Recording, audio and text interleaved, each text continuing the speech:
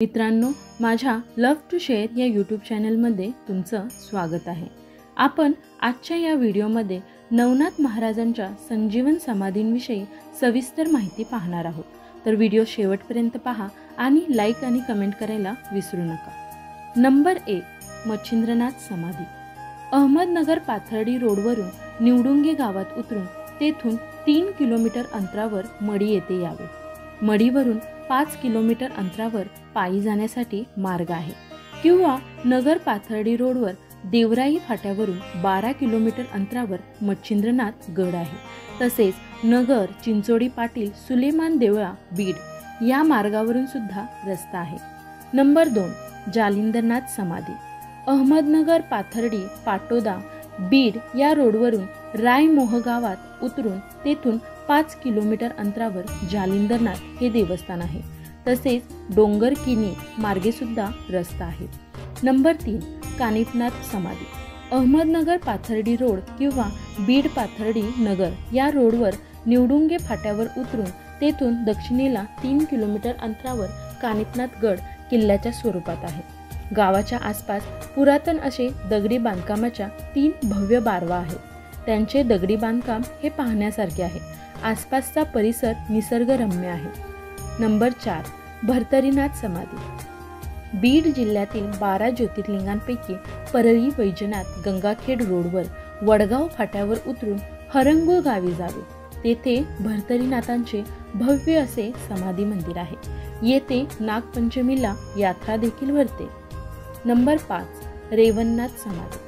सांगली जिल्ह्यातील खानापूर तालुक्यातील विटेगाव यालाच रेवणसिद्ध असेही म्हणतात। येथे नाथांच्या स्वयंभू दगडी चिरा आहेत। रेवणनाथांची 2 प्राचीन मंदिरे देखील आहेत। दर गुरुवारी आणि अमावस्येला येथे भरपूर प्रमाणात गर्दी असते। नंबर 6, वटसिद्ध नागनाथ समाधी।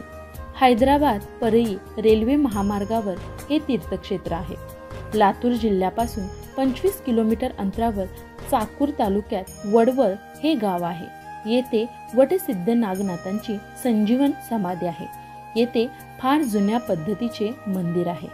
नंबर 7, गहिनीनाथ समाधी। जालिंदरनाथ येवलेवाडीहून सरळ रस्त्याने डोंगरकिनी येथे जाऊन हातोडा फाट्यामार्गे कुसळंब मार्गे चांचोलीला जावे किंवा बीड पिंपळवडी कुसळंब मार्गे चिंचोली किंवा जामखेडहून चिंचोलीला जावे।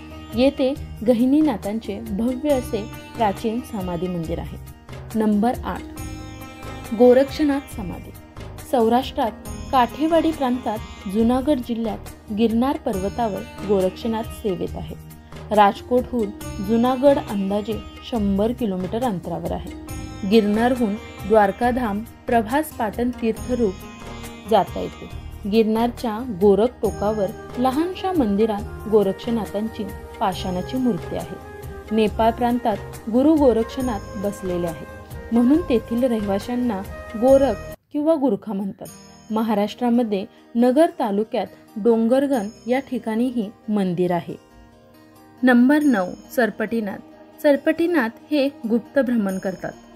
मित्रांनो, नवनाथ संप्रदायातील नवनाथ भक्तांना हे नाथ अजूनही आपली बंदिस्त असे अनुभव हे देत असतात। तर मित्रांनो, तुम्हाला ही नवनाथांविषयी त्यांच्या समाधींची माहिती कशी वाटली किंवा तुम्ही यापैकी कोणत्या समाधींना भेट दिली आहे हे मला कमेंट करून नक्की सांगा। धन्यवाद।